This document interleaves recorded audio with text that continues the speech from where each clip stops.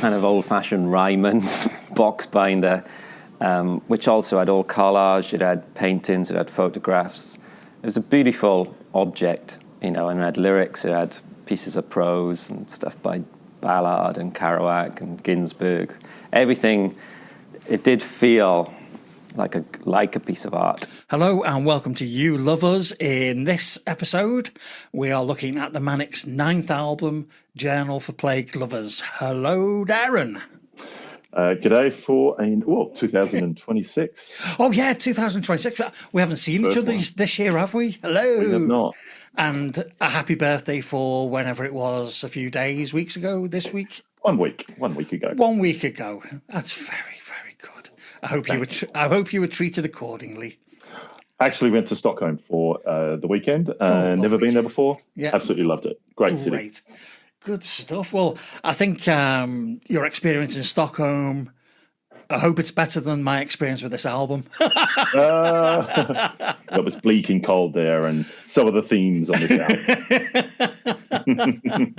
It's like I said before we started, I might be about to ruffle some feathers here.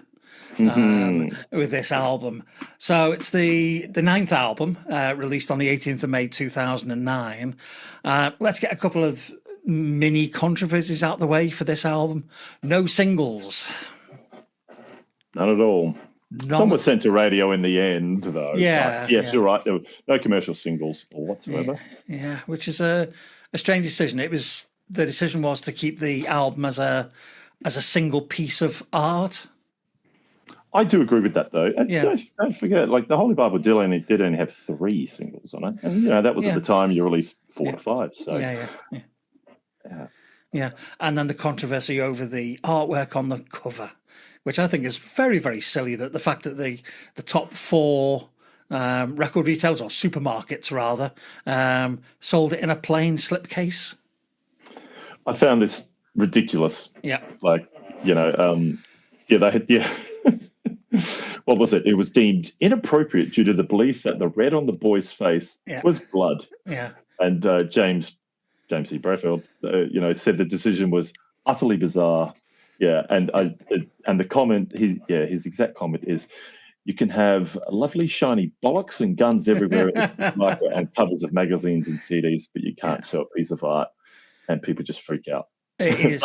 But you show a piece of art. Yeah, and people freak out. It's crazy because it's a really, really good piece of art and done by the same artist that contributed towards the Holy Bible. Exactly. Yeah, so she was keen to contribute as well. And I believe she said, I don't want to contribute. I need to hear the album first. So this is a reproduction of what she heard, which I think is phenomenal. Great. Yeah, it is. Yeah.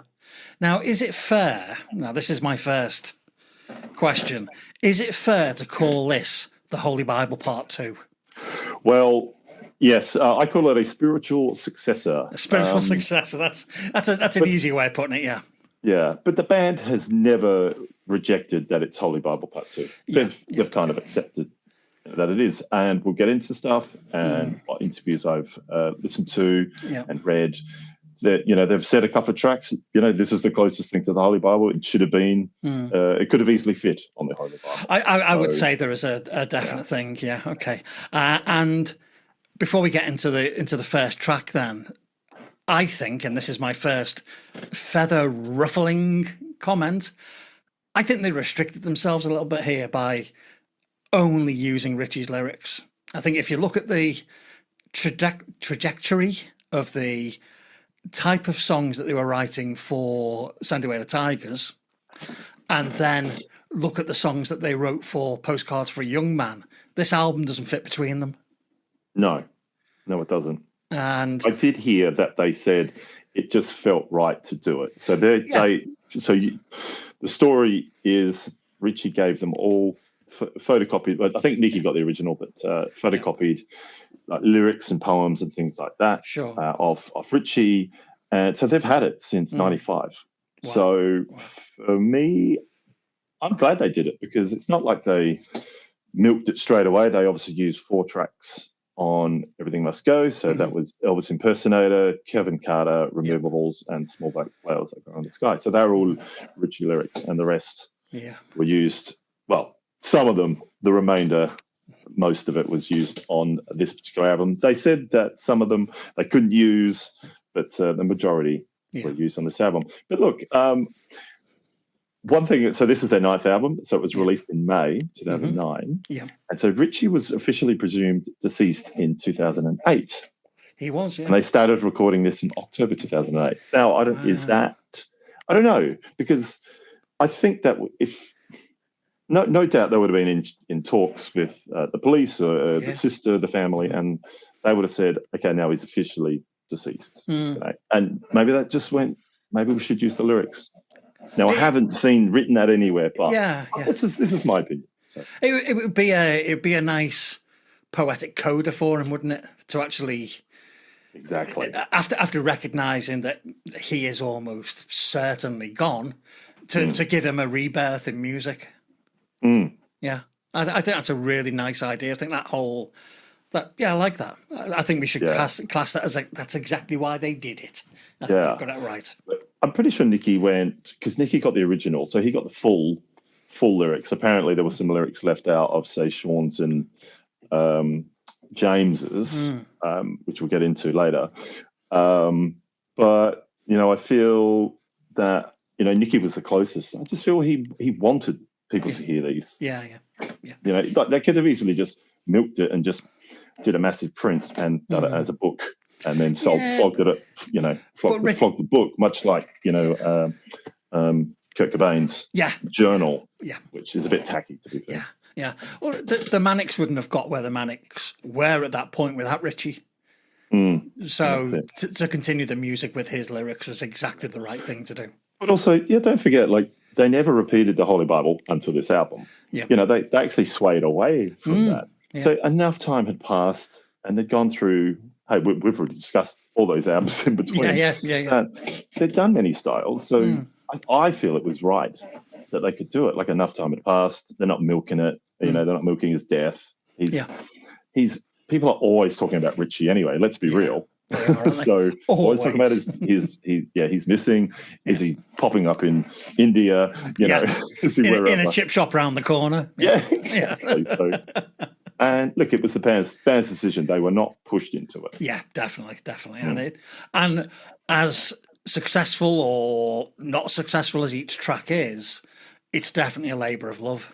That's evident. None of the songs are complete throwaways. None of them are pointless. There's some very, very strong tracks on here. So shall we kick off with the first track then? So Peeled Apples. Let's do it. Yeah.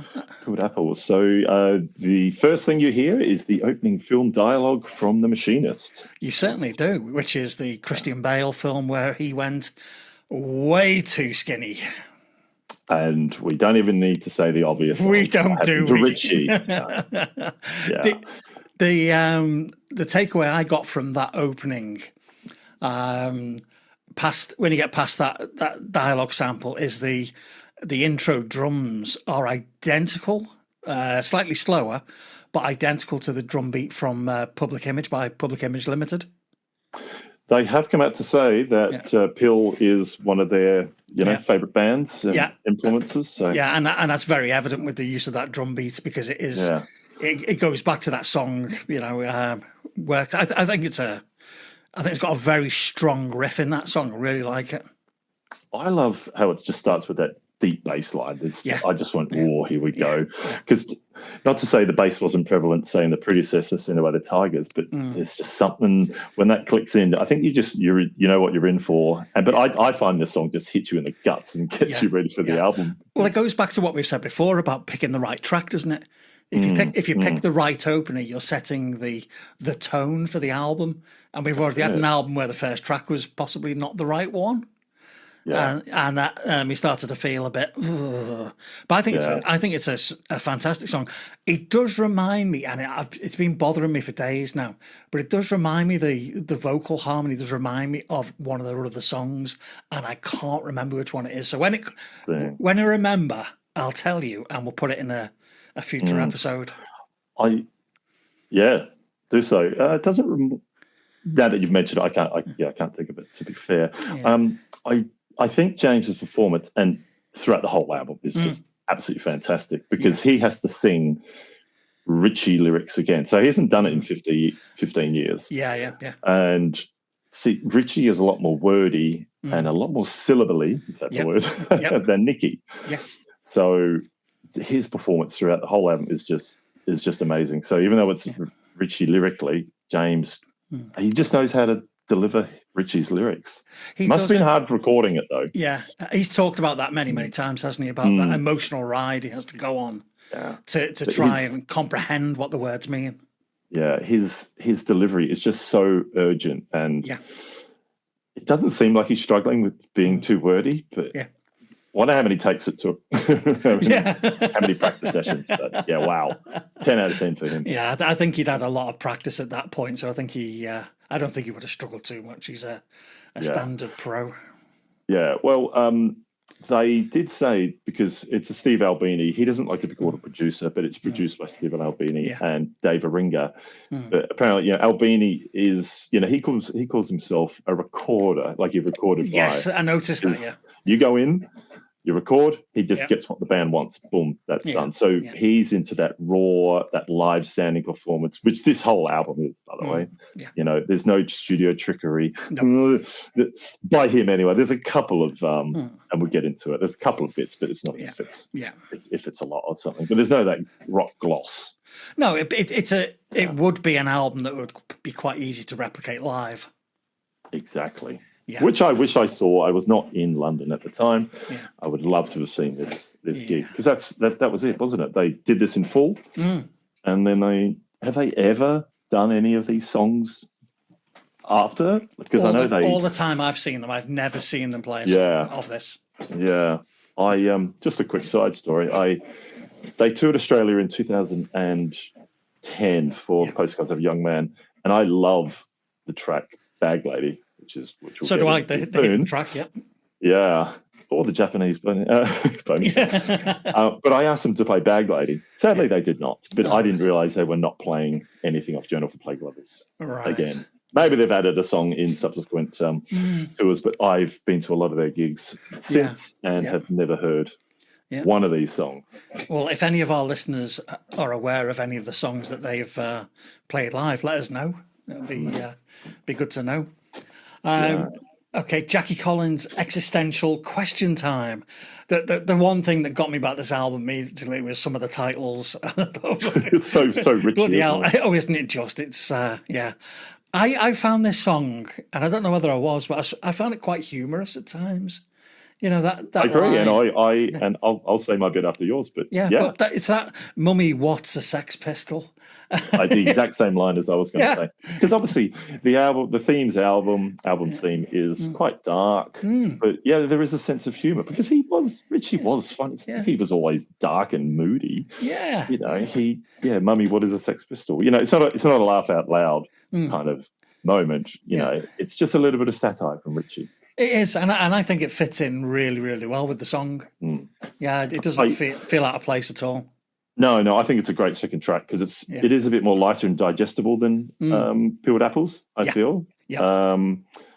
I love when it hits the 145 mark, it kicks into a new gear. The band just brings it home, and So great second track. Second track. I think it's keeping that tempo and that tone, that urgency going from track 1 to track 2.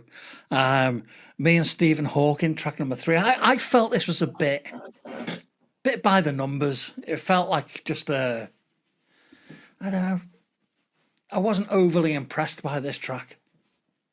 I call it a short, sharp, abrasive punk rock song. I'll go for that. 246, something like that. It's just a straightforward punk rock song, in my opinion. Features the intro's speaking part, which they've done a few times before. Look, it's it's no real different to the other two.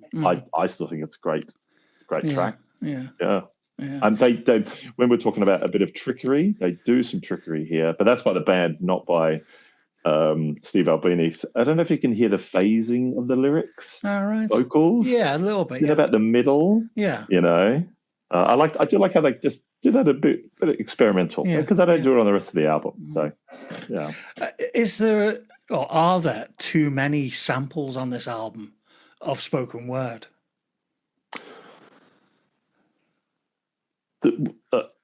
Well, that is a good question. There is a lot. Yeah, there's a lot, isn't it? It's almost, and it's an extreme comment, but it feels like War of the Worlds at time. I'm just waiting for Richard Burton to say, and the red weed continued to grow at the windows. And, you know, there are a lot of tracks that have spoken word in them. Mm. Yeah. I wonder whose decision is that, because you reckon that was Nicky? You know, yeah, definitely not Sean. No, I definitely think it's Nicky, and it's great for setting the scene. It's great for expanding the horizon of a track. Because if you think about Peeled Apples, when it opens with the bit from The Machinist, if you've seen The Machinist, then you've got that whole worldscape in your head while you're listening to the track. So it's great for that. Yeah, I just wonder whether it isn't overused a little bit on this album, because it's only 13 tracks, and I think it's used 5 times in 13 tracks. Yeah, you're right. Yeah. I did notice there was quite a lot, and there's even a song coming up where isn't there 2 spoken word parts now, like at the beginning and in the middle or something? So which we'll get to. But yeah, you're right, I suppose. But for me, it doesn't last long. Obviously, there's a spoken word by Richie as well coming up as well. So which I feel fits it quite well. But, yeah, you're right. Yeah, it is interesting why they would add so many, because a lot of their other albums did not at all. Yeah. So this joke sports Severed. Now I think this is one of James's strongest vocal performances on the album. I just very, very somber moment. Yeah. Yeah, so very it's somber. The acoustic. I think it's good that it's track. What is it 4? Just change it up. Yeah. Just change it up. Just give it a little bit of a breather. Push back a little bit. Enjoy predominantly James on his own. Just playing it out. I really enjoyed that track, but I'm a big fan of his voice as naked as possible, if that makes any sense. It is, yeah, because the other 3 tracks, his vocal delivery has been very urgent, and if you sing faster, as I said, there's Richie's lyrics are very wordy. So this is more somber. He can just take his time. And of course, there's that orchestral bit which fits the song so well. Oh yeah. Obviously, this is the Dave Aringa part, because I don't think Steve Albini deals with orchestras. Not unless you can get them all to play at once at the same time as the band, and I've just recorded it. Thank you very much. So obviously I know this album pretty well, but when you review it, you listen to to all the instruments, all the lyrics, how it's done, blah blah blah, etc. etc. And I said this is a somber moment, but it's still a dark track. It's also very Tom heavy. Yeah, and it's brutally repetitive. I don't know if you heard this, but it actually I only noticed it last week, and I've heard this song for years. Yeah. And I went, this sounds like something, and I realized what it was. I first thought Joy Division straight away, and it's in a very similar style to the Joy Division track, the Atrocity Exhibition from the Closer album. Right, yeah. Because it's the yeah. So it's that repetitive, ritualistic kind of pulsic drums, and I went, oh, that's brilliant, isn't it? Yeah, they repeat that again, that kind of that pulsic trick later, to lesser degree of success, in my opinion. I think it works really, really well here. Later, not so well. So moving on to Journal the Plague Lovers, the track. Here's one. Right, okay, I'm going to ruffle some feathers now. Okay, I'm sorry. Do you know the track "Spirit of Radio" by Rush? Never been a Rush fan, so no. Neither have I. Okay, but if you listen to the start of Journal for Plague Lovers, you're listening to the start of Spirit of Radio by Rush. It's funny you said that, because in an interview they said it sounds like Rush played by Magazine. There you go then. Yes. It does sound like a Rush song. So actually I played them side by side before just to see whether I was hearing it, and I was definitely hearing it. Wow. Yeah, it's I wouldn't say it's Ed Sheeran, plagiarism, but I would say it's an homage to it. Yeah, gotcha. And it's not a bad song by any imagination, but once you've heard that it's Rush. I really enjoyed the first 30 seconds. Obviously, I don't know the Rush.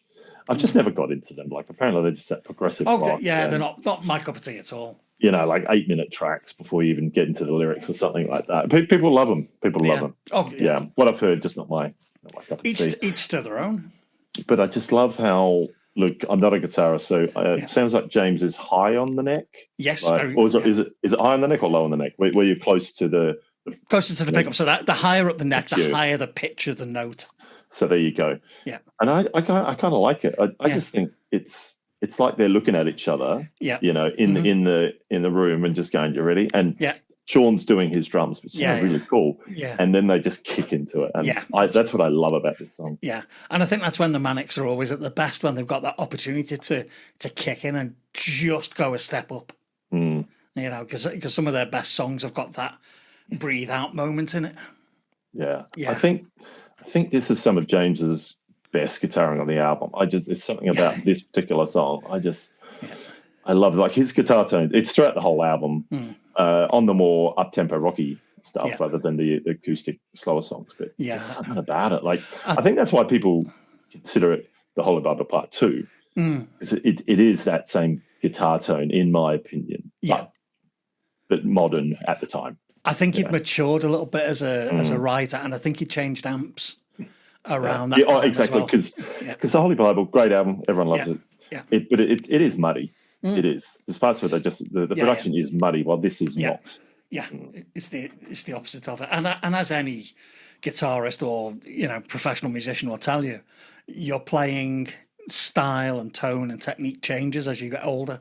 And I think I think James is one of the finest guitarists out there. I really just love. Yeah, I love it. It's just abrasive and wiry. Yeah, but it's infectious as well. Yeah, it's something about it. It certainly grabs you by the collars and shouts at you, doesn't it? Yeah.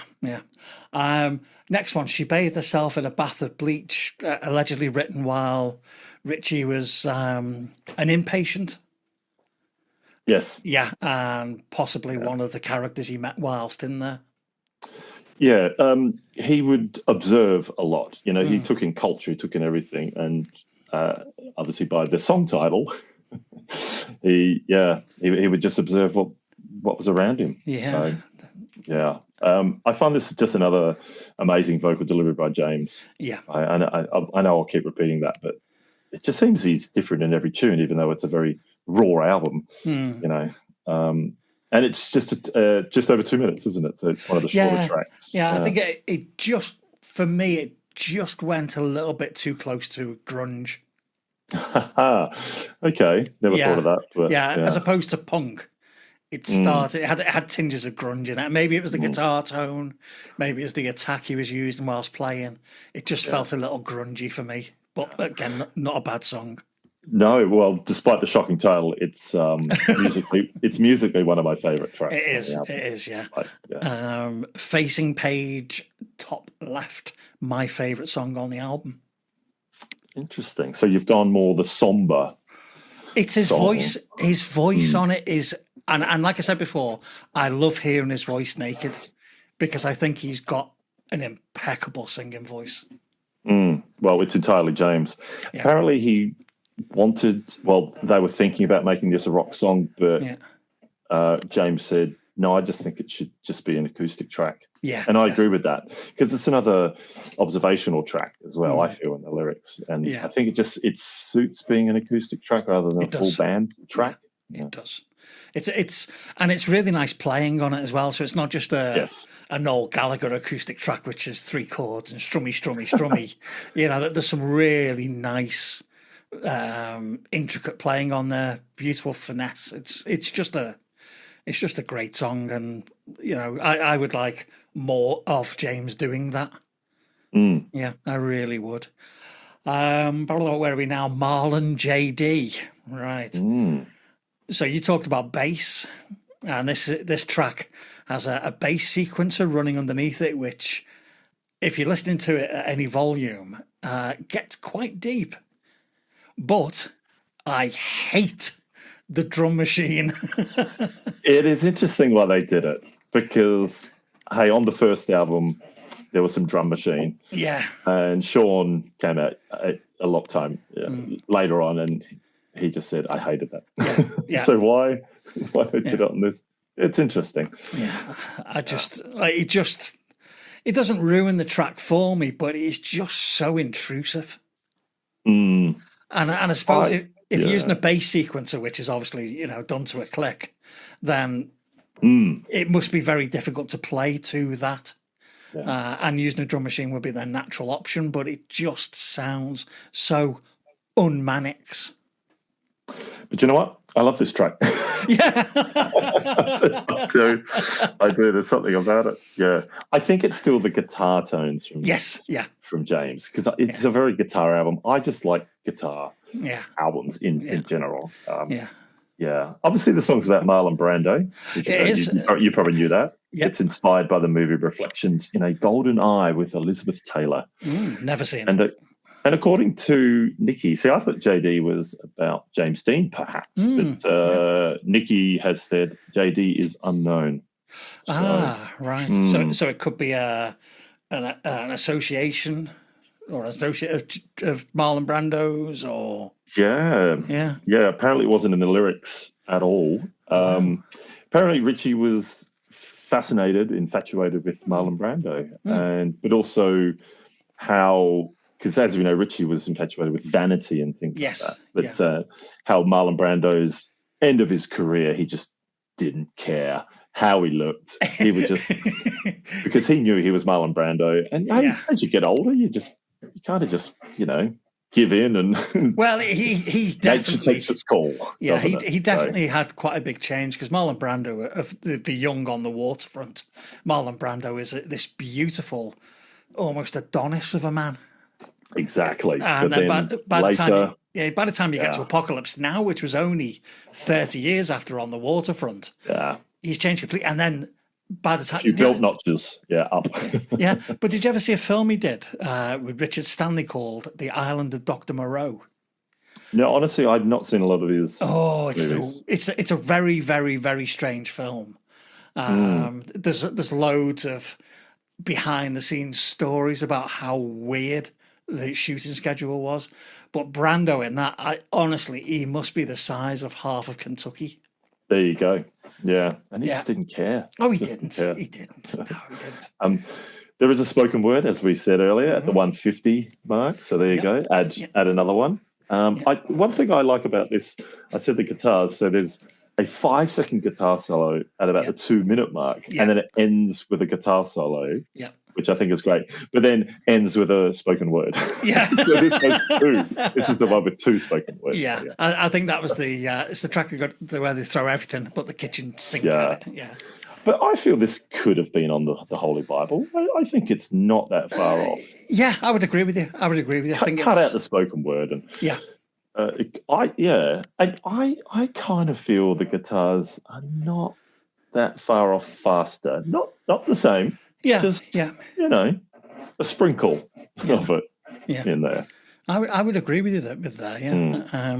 Okay. Track number 9, Doors Closing Slowly. Hate the drums on this one as well. I truly hate the drums on this one. It's a slower song, so I think it's a very different song to the rest of the album.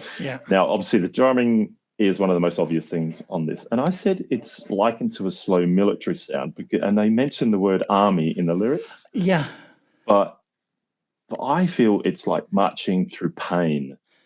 So if you think of it that way, so it's a very bleak song, and you can really feel it, especially when Richie's spoken word starts. So this is the track with spoken word by Richie. So I feel I forgive the song because Richie does appear in it. Yes, it's his lyrics. But I just think that the drumming, if we're going to be a military type drum beat, it could have been a bit more subtle. It's just jarring. It's the one thing that stands out of the track above everything else for me. And well, it's a short song. Don't forget. Yeah. So. What is it, 2:52? So, like most of the tracks off this album, short and sharp punk rock songs. So, yes, this is not a punk rock song, but but they keep it short, under 3 minutes. There's a passage actually taken from the film The Virgin Suicides as well. So, the Sofia Coppola film. Yeah. Exactly. So, yeah.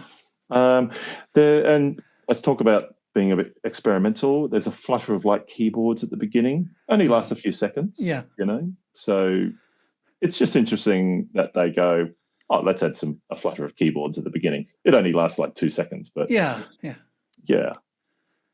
But I think it just adds to the somber. Yeah, I would agree with you. Yeah, I'm not saying it's a bad song by any. Yeah, it's just the drums are wrong for me, and I am not a successful musician or a member of the Manic Street Preachers, so my opinion counts for nothing. I do like the album. Yeah, if I had to vote them, one by one, they'd be in the lower half. Yeah. Okay. Make sure I go for the next one. So track number 10, All Is Vanity. So give it a few seconds and you're greeted by this fantastic riff that runs through the song, which makes it a very, very solid song. But it starts with a bloody awful intro. What was the intro again? It's just this. It's almost like somebody learning to play the drums in the 80s. Sorry. Yeah, it's got that really nasty tom roll in it. Yeah. Okay. No, I know exactly, because my first note was Sean's drumming is just amazing. So we're gonna have to agree to disagree on that. It's just the intro. The rest of the song is brilliant, but it's that tom roll. Yeah, the tom roll is awful. It's just like throughout the whole. I think because it was just different. We're on track. What is it, 10 or 11? And I don't know. I just think I like how they just do something different. It's very 80s, that tom roll. It is. It's so 80s production. Yeah. It's one of those things that stands out. When you're listening to a piece of music and you become very familiar with it, then you go and see the band live and somebody hits a bum note. That bum note stands out because you will never hear the song again without thinking about that bum note. That's true. I like it. Is only about 30 seconds long, because I think it just helps build the track, and then it just morphs into this aggressive, once again, punk rock track. Yeah. So I called it another belter of a track. I love it. Once again, the guitar is, it's that repetitive riff, which is very punk rock. It's this meaty punk rock song. Yes, definitely. It is another one with a lovely bit of playing in it, as they say, where I come from. Yeah. I love it, but there's at about the 120 mark, it just kicks it up a gear, because it's you got the start, kicks in the 120, it just kicks it up a gear. Yeah. But once again, Vanity. Talking about Vanity earlier, was very drawn to Vanity, so definitely a Richie song. Yeah. I did hear Nicky said this is a sister song to Mausoleum, which I find quite interesting, because that's a very dark song, Mausoleum. I will go and listen to both of them back to back after this. Yeah. Okay. Track 11, Pretension, Repulsion. Can you see if there's a theme here? I don't like the drums on this one either. Well, you're lucky. It's the shortest track on the album, 2:05. But it's a cracking song. It's a very manic song. It's a very, very manic song. Yeah.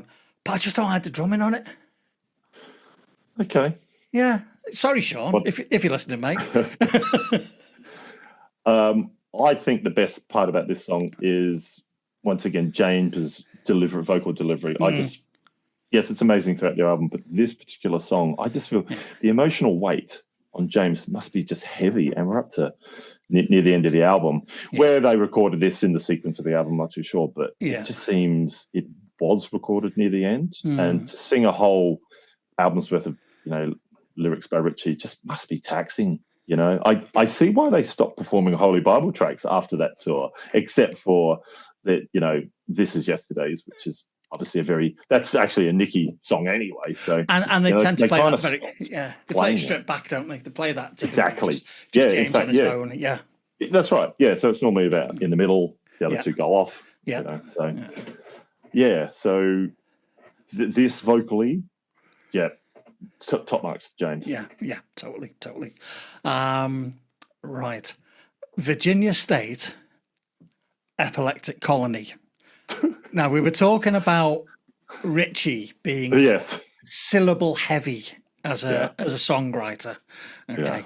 Any song, in the state epileptic cola, Jesus. Any song that goes VSEC, it lost me there. Yeah, which is a pity because it's a song obviously inspired by Weezer and Elastica to some degree.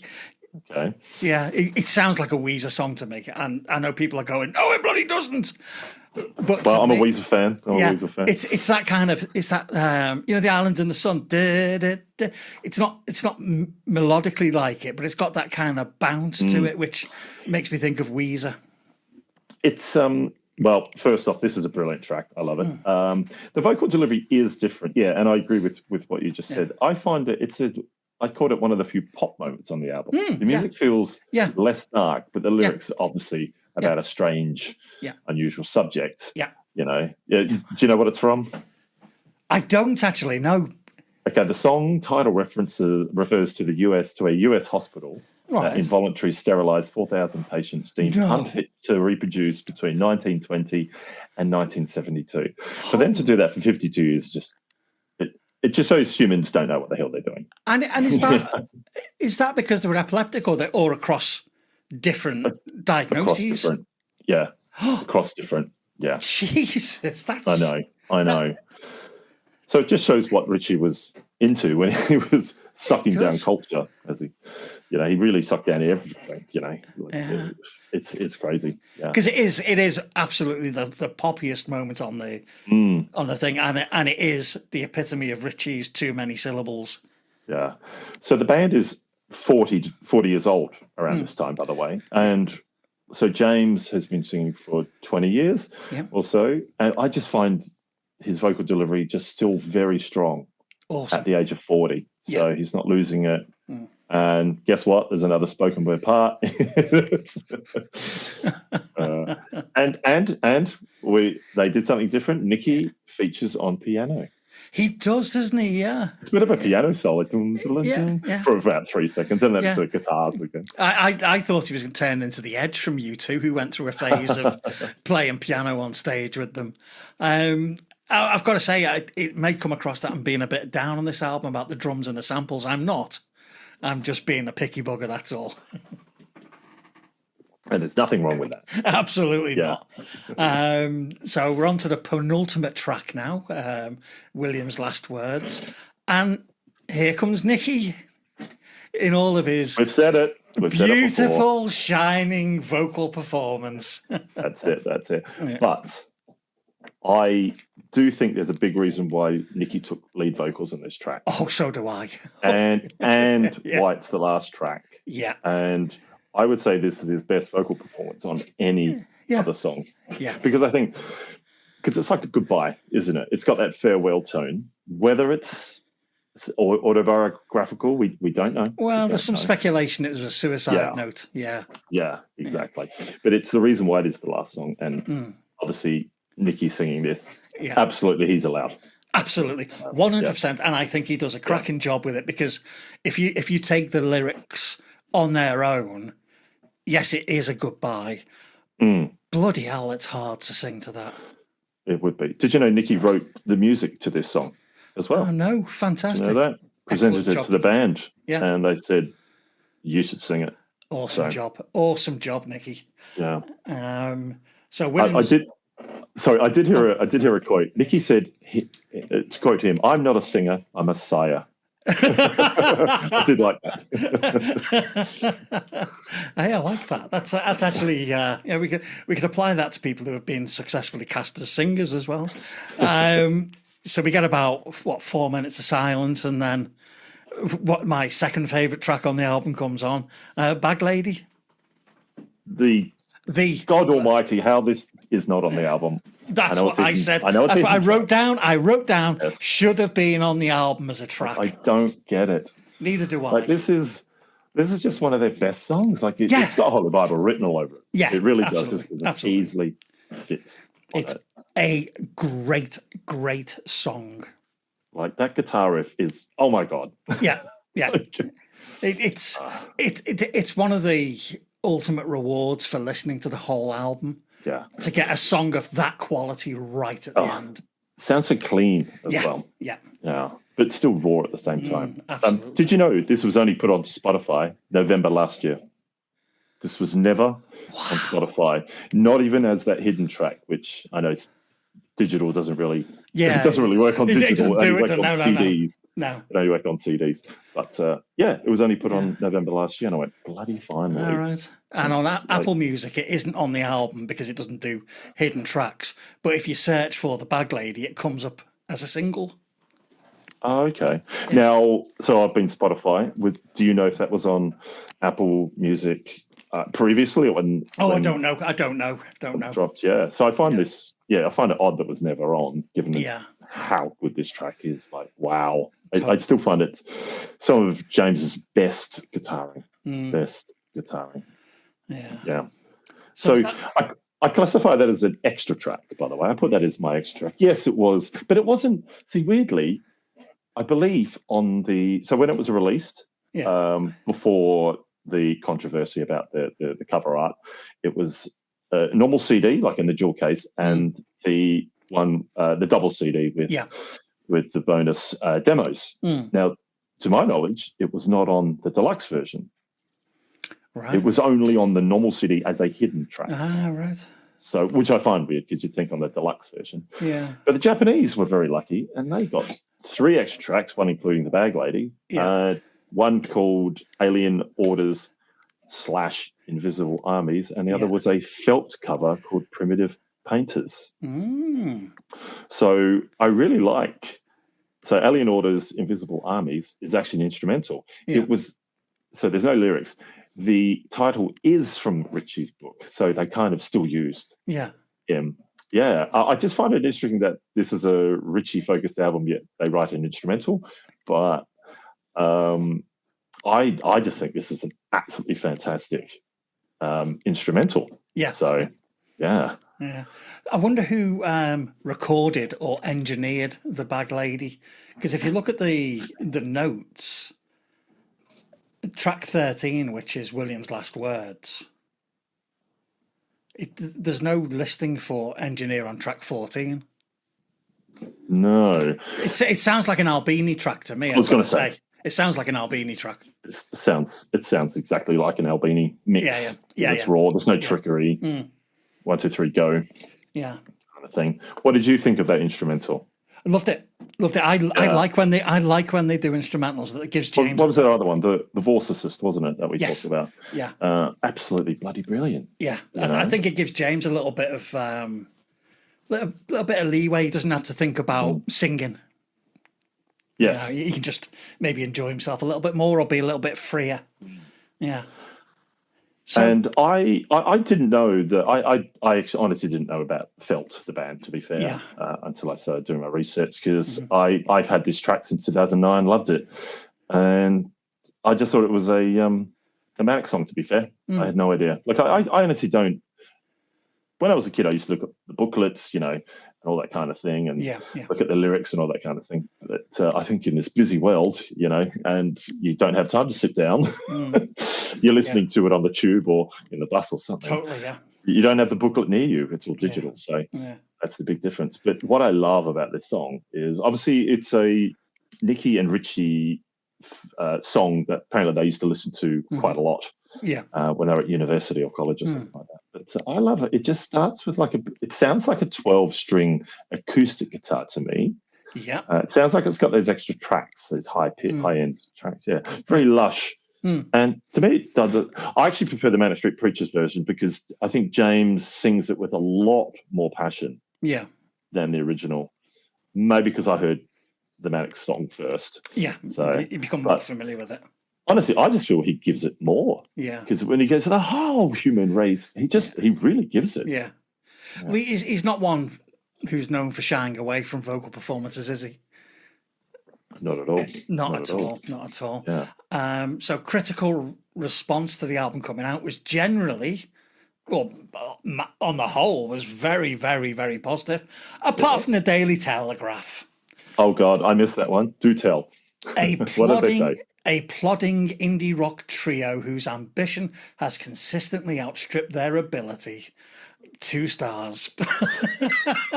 That does not make any sense. There's always got to be one person who thinks they're being clever when reviewing an album by dissing it when everybody else says, hey, this is a really, really good album. Did they give that to the work experience kid? There you go. No, he's mostly in charge of A&R now with some massive label. Wow. Yeah. Well, boo to him. Yeah, but it's funny though, because the commercial success of the album as well, it sold 60,000 copies, and we've got Send Away the Tigers plus 100,000, and then we've got Postcards, which comes next, plus 100,000. Was that the content? Was that the lack of singles? You know, exactly. But I don't think this was recorded and released as a commercial exercise. I don't think they cared whether it sold or not. I don't think they did. Look at reach number 3 in the charts, and it was on many, obviously not the Daily Telegraph's top 50 lists of 2009. So, you know, boo to them. Can't make everyone happy. Well, you can't, and I think if you look at that year as well, 2009, I think it's not that far out of place with the rock albums of that period. You know, it's I can think of much worse albums that were released around that time. I really can. Yes. Yeah. Yes. So, and to close off, I think this is the closest thing that they'll get to be a 4-piece again as well. So Richie was back spiritually, lyrically. So I all in all, I've listened to it about 10 times in the last 2 weeks leading up to this. Too. It's an album I still listen to anyway. Yeah. But I think it's probably my top 5 albums of them easily. If I had to, just outside for me, but yeah, still good. Yeah, it's the drums, isn't it? I'm sorry, I feel really bad now. It is, but it's like I said, as soon as you notice something that rubs you the wrong way, it's difficult to not hear or see it or feel it. Yeah. Well, I've said I'm more into the guitar sound. And I just find these brilliant. And I know this is a one-off. So, and because, you know, I love Send Away the Tigers, but it's so different to this, even though it was a guitar-heavy album. So I just love it. Short, sharp, abrasive. None of the songs overstay. That last song that we were talking about, the Williams' last words, that was actually, we didn't get to that, but that was the longest song on the album. That was over 4 minutes. Yeah, and deservedly, but you didn't notice that it was. No, because I think you are caught up in the wave of emotion in the lyrics, but also the delivery. You can't be critical of Nicky's delivery at all, not when you know what the subject matter is. Yeah. I mentioned earlier that they all got the lyrics from Richie before he disappeared. Yeah. And so the band didn't use all of the lyrics. Just some were just, I think they said a bit silly, a bit ridiculous. But some were just too heavy to use, or just they couldn't use in a song. You know, there was one about cutting the feet off a ballerina. Have you heard this at all? No, I haven't. But Block Party used it in their song "Where Is Home." It's off their 2007 album. Yeah. And that song is about alienation and death. And the Manics did hear that they used it. So they didn't use it. Whether it was because of the Block Party, I doubt it. But so cutting the feet off a ballerina. So I found that interesting. The Manics weren't too bothered that they used it because apparently the bassist at the time was a Manics fan, and we all know the Manics have pilfered lyrics here and well, it's a sign of respect, you know, if it's being used in the right way. You know, it's not as if they've, you know, taken a whole song and used it as a sample and claimed it as their own. Exactly. Yeah. Exactly. Yeah. Okay, so overall, it's just phenomenal to see them bring Richie back. In a way, and bring him back successfully for the majority of the tracks. It's a nice album to listen to as a long-term fan to get that feeling back, because you know you've got the more, how do I say this without the more mainstream Manics of Tigers and Postcards. You've got that sandwich in it. So you're not going too far away from that safety. So if you're a newer fan, if you came along with Tigers, then yeah, you have to wait another year for an album which gets more mainstream, like that one is. So you don't have to be too scared of this album.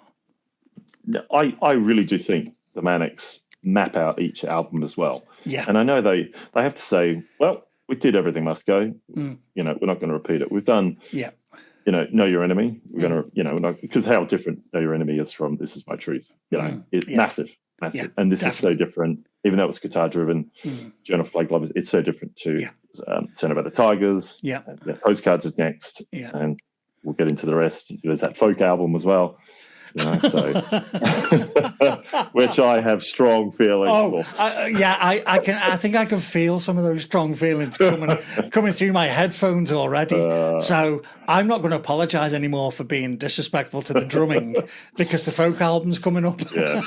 We'll see. But let's talk about this was remixed. The entire album was remixed, which Now, I'm not saying they're bad. It's just I just find this bizarre. Because of the body of the album is all about Richie. They're bringing him back one last time, and it is a goodbye to him as well. It is, Hence on that last song, William's last words. But why they would remix it? Every song was remixed? Only 5 are officially are on streaming at the moment, by the way. There is a 14-track promo CDR out there, so that's more than the album, by the way. Some have been remixed 1 or 2 times. And so there's remixes by Underworld, Saint Etienne, Fortet, Andy Weatherall, British Sea Power, etc., the Horrors.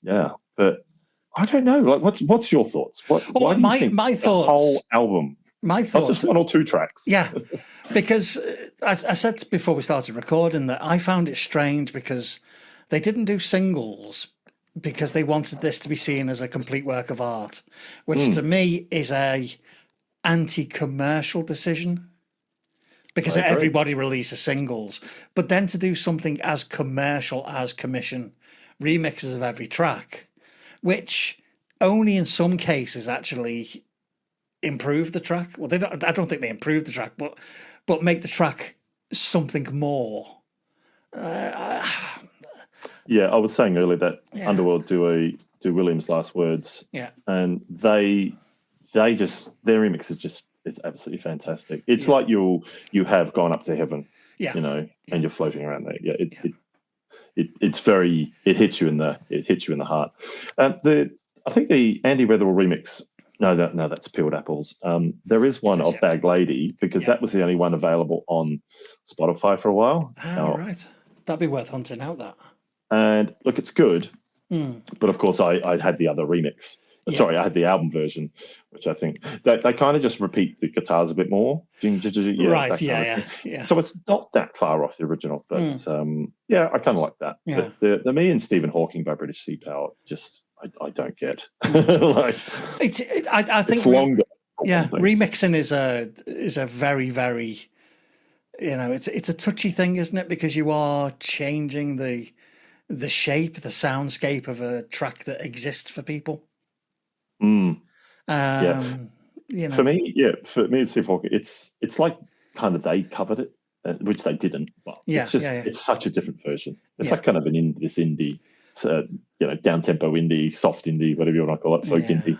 I just went, I don't get that. I'd rather have demos than remixes. Yes. Because the Manics, some of their demos are so close to the finished product because they're so professional. Now they have remixed some tracks before, but not an entire album. Everything Must Go. Because remember when they had CD1, CD2. CD2 was either live tracks or remixes.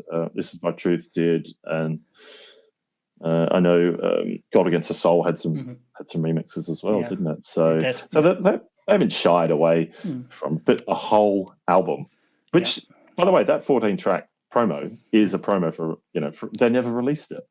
So you cannot buy it. It's not streaming.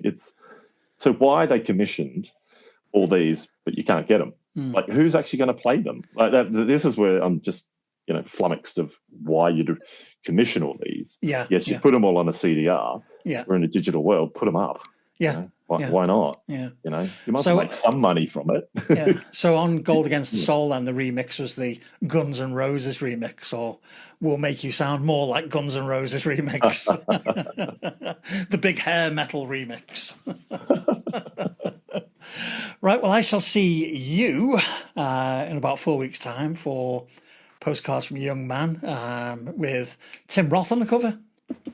Yes. Fantastic actor. Absolutely fantastic actor. Looking forward to that. As I said, I saw that tour. Yep.